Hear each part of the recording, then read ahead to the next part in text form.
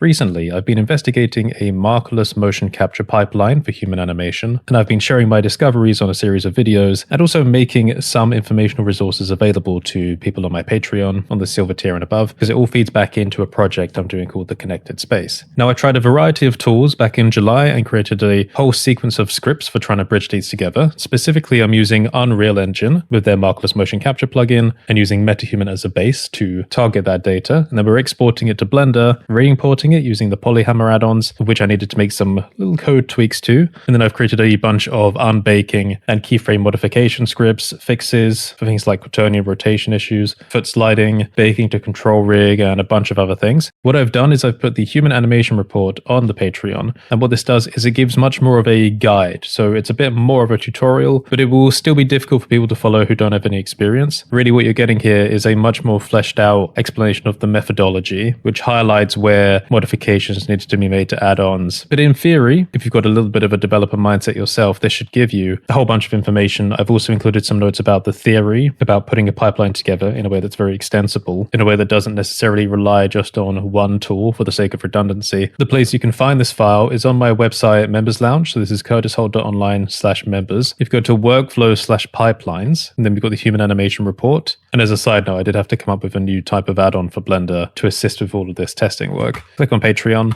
and it will take you to the report page. Now, people should be able to read everything on here, but the file should only be available to the silver tier patrons. So in that file, there's the PureF report along with the scripts. There may be two nested scripts folders. One of them's for more general scripts, and the other one is because with the pipeline tool I developed for Blender, that secondary scripts folder is something you would put next to a blend file in a folder space, so that a blend file can automatically register the scripts inside of it with the pipeline tool. In fact, there's more information about that on a separate Patreon post, but just letting you know that if you are one of my silver tier patrons, these are some of my real production files. There is a lot of untapped information contained in all of these files and posts. For example, in a lot of the scripts that have been developed, there is so much space for making them more usable. There are so many parameters that need to be modified and even exposed on an interface to make them more useful for people. There's just like 1,000 directions to take all of this. Treating things like reports and methodologies as a piece of value to share with people is something that I haven't really done before, but now that I've been thinking more about it recently and speaking to some other people, I've started to notice that actually the methodology of doing things is sometimes much more important than the actual tools themselves, because tools change and they shift in and out and become redundant as new ones appear. But a principle for connecting things together, that persists. And I think also, as I'm working on my production project, I think people just want to see what like software tools I settle on,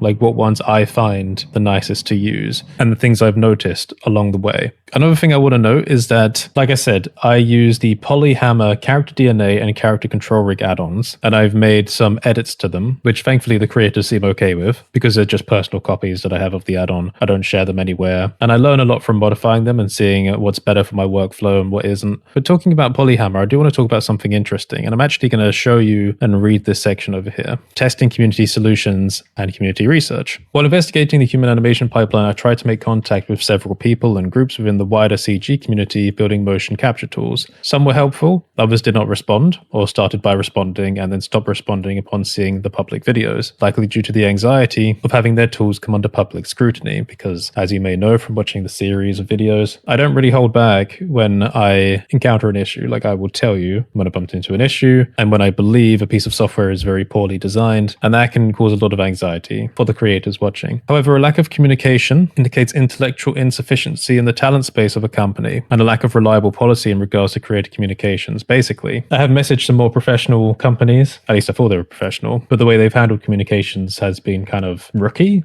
kind of shit. Typically, well-structured companies have agents for specific creators or groups, separating a director's fears from the outreach process. Yeah, usually companies that are more suited to working with creators, they have like a proper layer, like an abstraction that separates outreach from like their personal views, including the views of the director or any specific community manager. I'll occasionally throw in some difficult or strange questions to test the company's ability to respond. Yep. It's a lot like dating. If someone ghosts after receiving more than a single sentence, then there's not much to work with. So when talking to companies, I test the space a little bit, because if you're thinking about, like if you're working on your own production now, let's say you want to invest in a tool set from a company and build on top of it, you want to know that, okay, first of all, that tool set's not going to disappear. And secondly, the people making it will listen to your concerns if like they start making changes that will break everything you do. So asking companies difficult questions is a good test to see like whether they can respond. So it's a good intellectual test for the company. A lack of response also indicates a lack of support skill and therefore poor potential investment for new production managers looking to connect and experiment with new partners. I have a strict and non-personal criteria when it comes to choosing potential tools to build around. Sharing the criteria publicly may lead to emotional responses, as people may see the criteria as a personal attack if they do not qualify. So, again, over the course of doing the videos, I may have mentioned some tools that I did want to use, but then they turned out it wouldn't really work. So in general, this is the criteria. Can the creator/company answer questions about their tools? Does the creator/company demonstrate confidence in their tools? Does the creator/company demonstrate good communication? Can they handle criticism productively? Meaning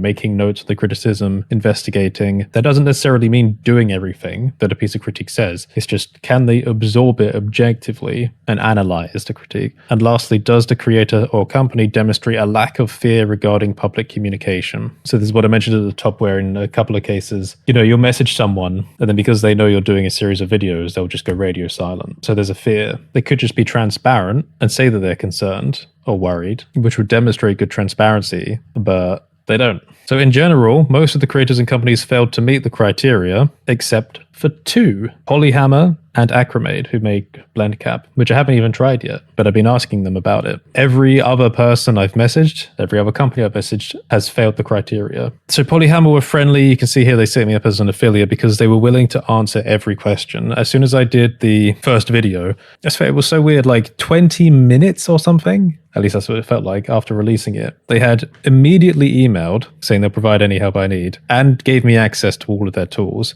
which wasn't even required at all. And keep in mind, that was on a video where I mentioned that I had problems with the add-on. So just consider that. I briefly gave a little bit of critique in the video, and their response was not to shy away or complain or go radio silent. They went, "We're here to help." That's what I need from people. So I haven't really been doing much affiliate stuff recently, but I said, yeah, sure, you can set me up. So if you do ever want to get any of their add-ons, if you want to follow along a bit, if you use Curtis at checkout, you get a 30% discount. I think I get a split as well because it's just a typical affiliate system. And at some point, I'm going to test out BlendCap again. I've been very sensitive about not giving free advertisement to people nowadays. I'm not an affiliate for BlendCap, but they were very nice to me in emails. So I'm okay including them here because I think they'll be a good contact going forward. Another thing I'm doing, by the way, is I've spoken to some people in the film industry who do a lot of design and prototyping and motion base type stuff about whether it'd be possible to do prototypes for new ideas for rigs, among others. And it's possible. All I need to do is just come up with a design and I can throw it at a workshop and they'll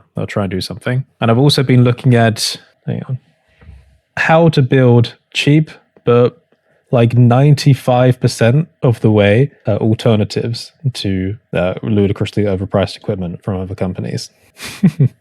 So yeah, as there are more updates, I'll let you know.